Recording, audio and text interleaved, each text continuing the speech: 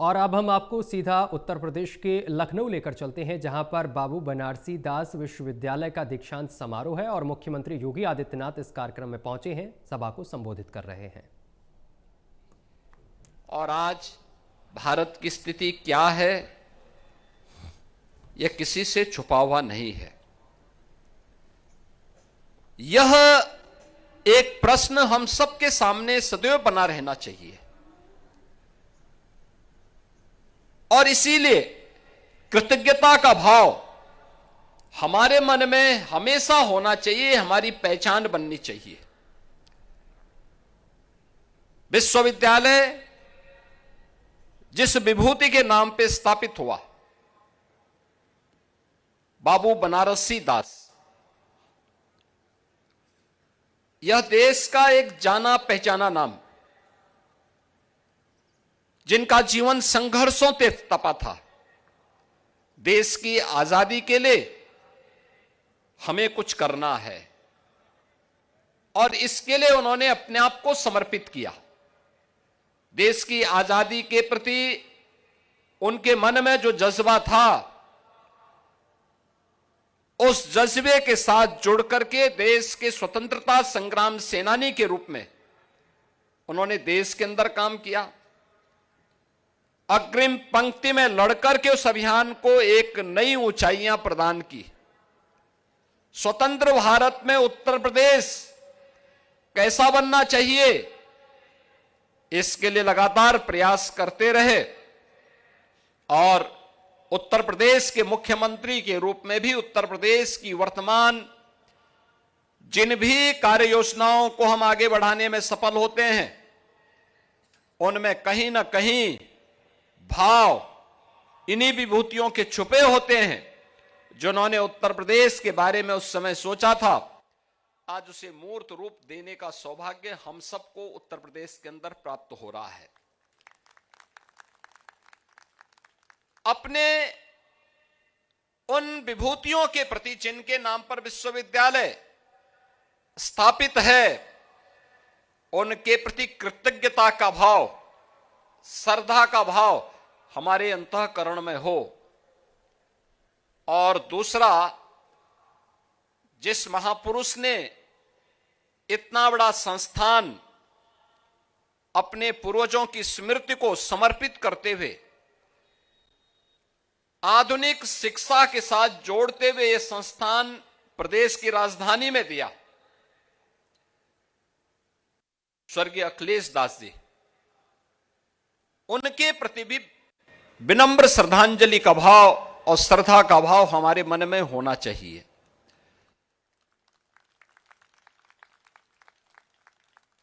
स्वर्गीय अखिलेश दास जी ने केवल शिक्षा के लिए नहीं, स्पोर्ट्स के साथ भी संस्थान को जोड़ा था। आज आप देख रहे होंगे नए भारत में प्रधानमंत्री मोदी जी के नेतृत्व में आज भारत ने जो दूरी तय की है, एक लंबी छलांग लगाने के लिए दुनिया के अंदर भारत आज जिस उत्साह के साथ, जिस उमंग के साथ आगे बढ़ा है, वो हम सबको एक नई प्रेरणा प्रदान करने वाला है। आप सोचिए कि 2011 में विश्वविद्यालय बनने के बाद से ही विश्वविद्यालय ने अपनी न केवल एकेडमिक एक्टिविटीज को बल्कि उसके साथ स्पोर्ट्स को भी जोड़ते हुए यहां पर एक साथ उन कार्यक्रमों को आगे बढ़ाया। आज तो स्वयं प्रधानमंत्री जी देश के अंदर इसको लीड कर रहे हैं। उन्होंने खेलो इंडिया खेलो के माध्यम से 2014 में पूरे देश के अंदर एक अभियान चलाया। फिट इंडिया मूवमेंट के माध्यम से लोगों को स्पोर्ट्स के लिए कुछ समय देने के लिए, कार्यक्रम के लिए उसे तैयार किया। सांसद खेलकूद प्रतिस्पर्धा के माध्यम से भी खेलकूद के प्रति लोगों के मन में एक भाव पैदा हो, इसके लिए एक नई प्रेरणा प्रदान की। और आज आप देखते होंगे स्पोर्ट्स लोगों के दिनचर्या का एक हिस्सा बनता जा रहा है और यह किसी एकेडमिक संस्थान में स्पोर्ट्स भी उसका एक महत्वपूर्ण हिस्सा हो और उसके पास इतना भव्य स्टेडियम भी हो, बैडमिंटन एकेडमी भी हो, यह बीबीडी की एक बड़ी उपलब्धि है प्रदेशवासियों के लिए, लखनऊ वासियों के लिए। अखिलेश दास जी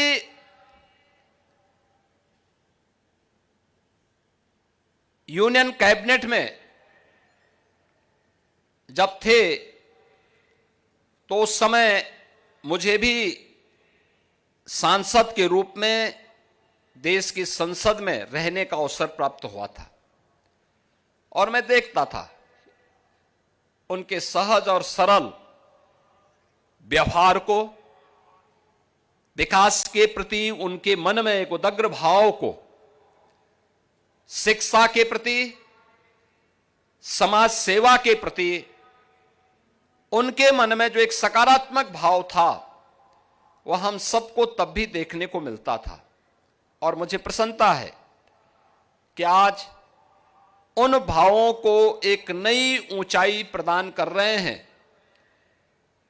विश्वविद्यालय की कुलाधिपति और विश्वविद्यालय के प्रति कुलाधिपति श्री विराज सागर दास और उनकी पूरी टीम अपने संस्थापकों के इस विजन को मूर्त रूप देकर के उसे मजबूती के साथ आगे बढ़ाने का कार्य कर रहे हैं।